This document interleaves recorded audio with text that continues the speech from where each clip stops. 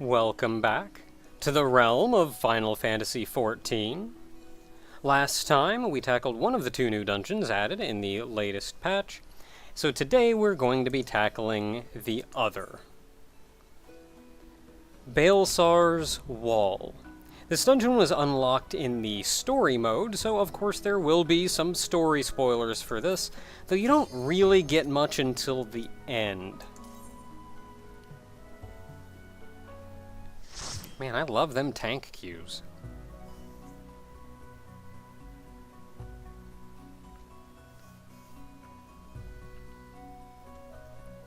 After running Sohm All a few times, I've gotten more comfortable with it, but I still feel like I'm more comfortable with Baelsar's Wall.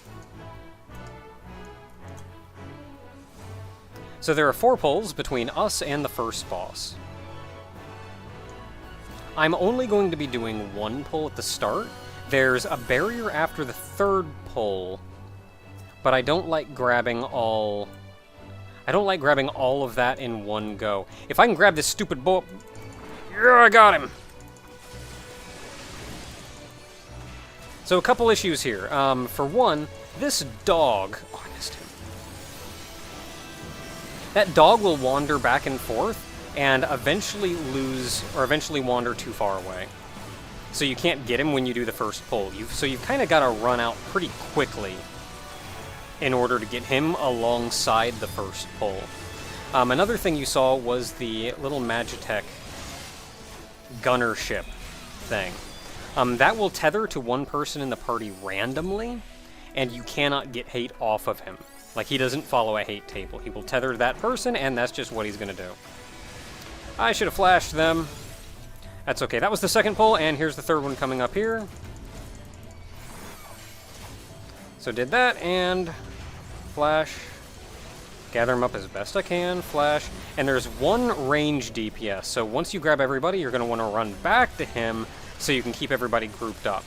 Hitting a cooldown, and now we just kind of wreck.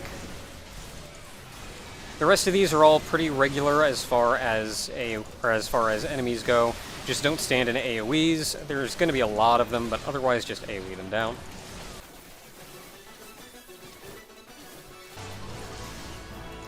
He will drop... The last enemy, not the dog, will drop a key,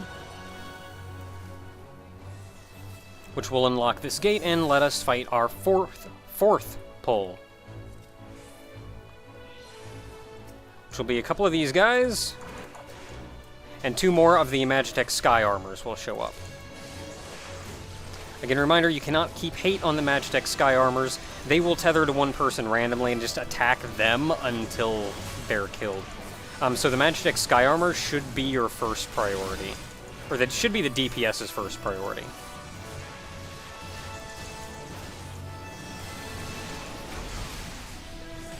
And once that's done, it's just these 3 regular guys, nothing too fancy. Last guy will drop another key. There's a chest over there I think somebody grabbed. And that key will open up the door to the very first boss. The Magitek Predator. I love that this guy looks like the old school Magitek armor. Okay, we good, we good, we good.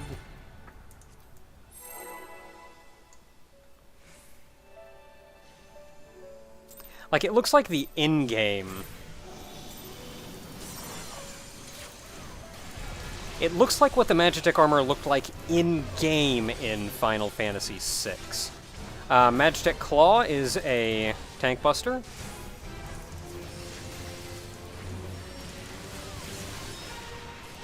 The only thing this boss will really do is he'll summon some of these Sky Armor reinforcements. They'll tether to people randomly, and so the DPS are going to want to run off and take out the Sky Armors. Otherwise, he's got the Claw as a tank buster, but that's it. Oh, he also has Magitek Missile, which you saw was a raid-wide AoE. It'll just hit everybody. And then Magitek Ray, which is a directional AoE. This is one of the very few bosses that I feel comfortable enough stance dancing. I'm not normally one to stance dance. I'll just sit in tank stance all day. I don't give a crap. But at this point, the other DPS are going to be running off and hitting other guys often enough. I'm going to have plenty of hate. So I'll switch over to Sword Oath halfway through the fight.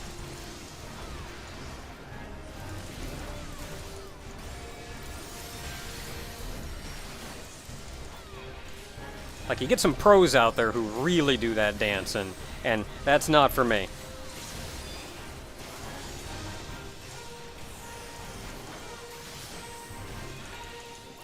Wow, I think I actually, or maybe I parried some of that. But that's pretty much the fight. He's got, you've seen everything between the directional AoE, the Magitek Missile, which, well, Magitek Missile isn't really raid-wide AoE, but it effectively hits just about everybody. Now, the second group isn't really a... It's not free pull like the other areas. You've got to run to the middle and use the control panel, which will start moving this platform around. And then you have to be ready because enemies are going to be spawning as you go around. Too much DPS, you're telling me. They wrecked that last boss. So be ready to flash pretty darn quick. Already lost 8 on all of them. There we go. It's kind of hard to get hate on these guys because they don't all spawn at the same time. And then partway through, an adamantite claw will show up. Because, as you may have noticed, the platform continued moving.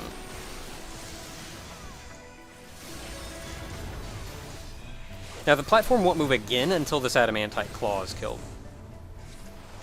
Now, here is where I remember Circle of Scorn is not on global cooldown. So I can use a global cooldown, then Circle of Scorn, and then flash the last guy. That should get me hate on all 3 of them, though I'm going to want to flash again in about 2 seconds. Okay, they're focusing this guy. These guys all have really big directional AoEs. There's nothing you can do about pointing those in a different direction. They're just going to point randomly.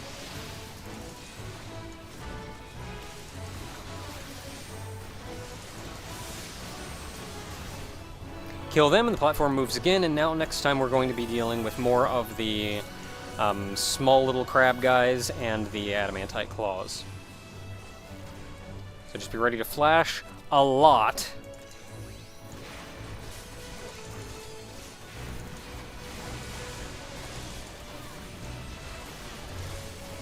The adamantite claw, as far as I can tell, is the only one with an AoE that you have to be careful of. The platform does move, and more come, so be wary. Specifically, 2 more adamantite claws and a couple more of the little slashers. It's a lot of guys. It's okay, we got some decent DPS, so we're gonna kill them pretty quick.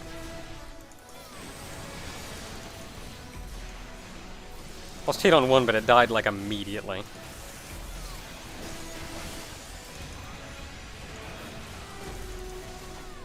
Okay, now like an idiot, I used Circle of Scorn too early, so I may not have that for this next pull because we're going to get 3 more dudes spawning.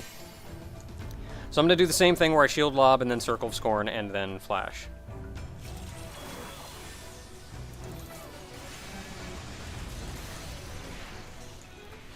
It was up just in time. I try to point everybody away from everybody else, but it's hard to when all the enemies are this big.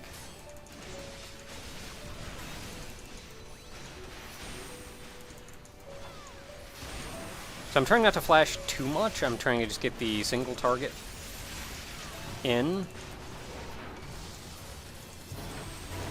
But I am going to keep flashing just to be safe. Once more, anyway. Once more is all I needed. And that'll actually do it. No more enemies at this point. Another platform will raise with the conveyor pointing in the other direction, so we can hop on, and that will take us to our second boss. Guy reminds me of the, the intro spider guy from Final Fantasy VIII? Are we all good?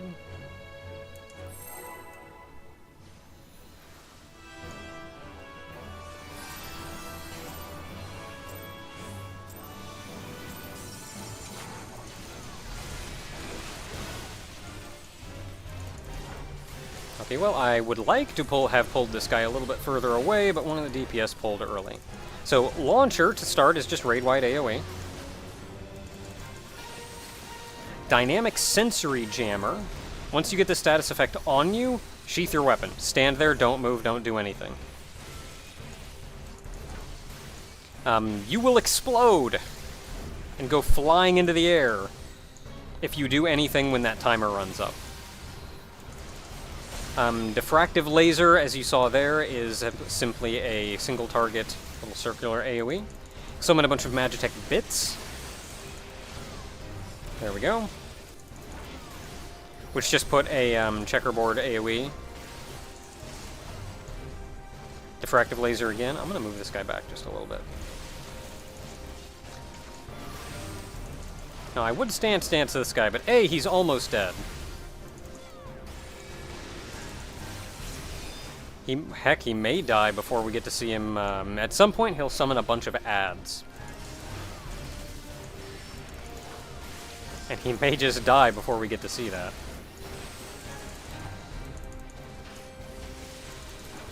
Yeah, if he's doing Launcher next, that's going to be it. We don't get to see any ads. When he summons the ads, it'll be a move. It'll be something like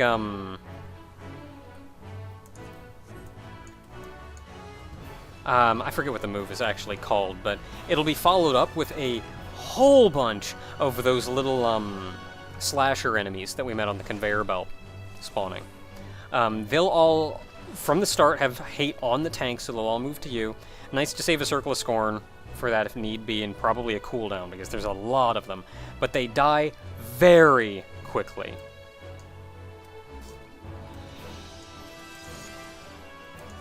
Okay, so cool thing here is we get to fight a Magitek gunship.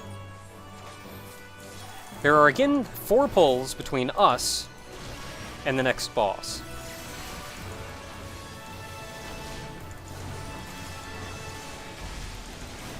However, this first pull is separated from all of the other ones.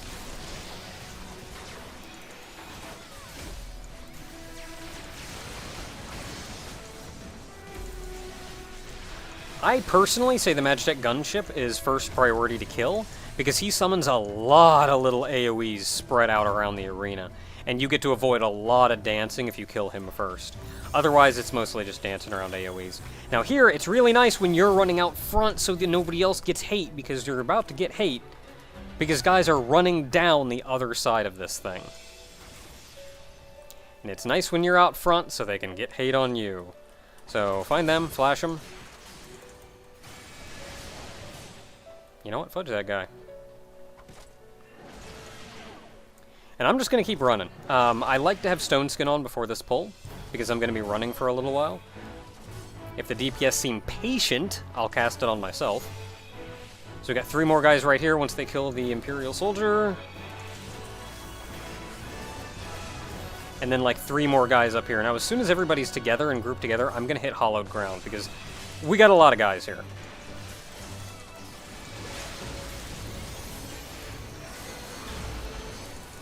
And then I'm going to watch the cooldown on Hollowed Ground. I'm going to watch the buff on Hollowed Ground. And as soon as it wears off, I'm going to hit Sentinel. Looks like they're going to die before I need to do much more than that. Normally, if we just have a lot of friggin' DPS. Otherwise, I would say as soon as Sentinel wears off, I would hit Rampart. And Rampart's 20 seconds, which effectively is double the length of the fight. And we come to the boss, the Griffin. I'm so glad we get to kill this sorry sack of garbage. Oh my goodness. You have no idea. Okay, we all good? We all here? Let's go! Okay, so I'm gonna try to pull a little bit early because they're getting pull happy.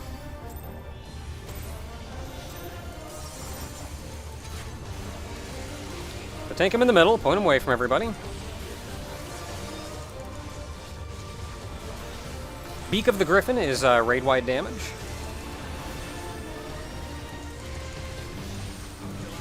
Flash Powder, just look away from it. Sanguine Blade, he'll run across the arena and do a very large AoE. I have realized it's better to pull him back to the middle of the arena after that. Claw of the Griffin is a tank buster.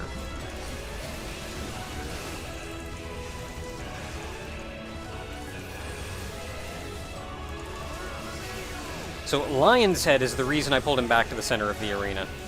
There's nothing you can do here. You get some free DPS on him because he's not attacking back. I mean, I guess you're taking constant damage. But you can't avoid any of that. But you can now, after he's done, you can attack these Blade of the Griffins. Be sure to dodge the flash powder in the middle of that. And you also use Big Boot, which knocks somebody back, so you have to run back in. But being able to attack the Blade of the Griffins, pretty well accepted to kill the one in the middle of the arena. Which is why I always pull him back to the middle, just in preparation for the next Lion's Head, when that comes. So Restraint Collar, he's going to put a Restraint Collar, fittingly, around one player. You can see it over there. That becomes first priority to kill. I'd normally number that, but these DPS seem like they're pretty on the ball. So they understand that, yeah, that's first priority. Sometimes he'll do 2 dashes. Later in the fight specifically. Followed by Beak of the Griffin, more raid-wide damage. And Claw of the Griffin again. We're nearing the next Lion's Head, but we may kill him before then. But at that point, he just keeps repeating. You've seen all of the... Yeah, we may be able to kill him here, yep. And that's it. At that point, you've seen all the mechanics. The fight just repeats until he dies. Usually, if we don't have crazy DPS, it'll go about another rotation through. I'm gonna pass this time, because I don't want it. So that has been Baelsar's Wall. Until next time, everyone.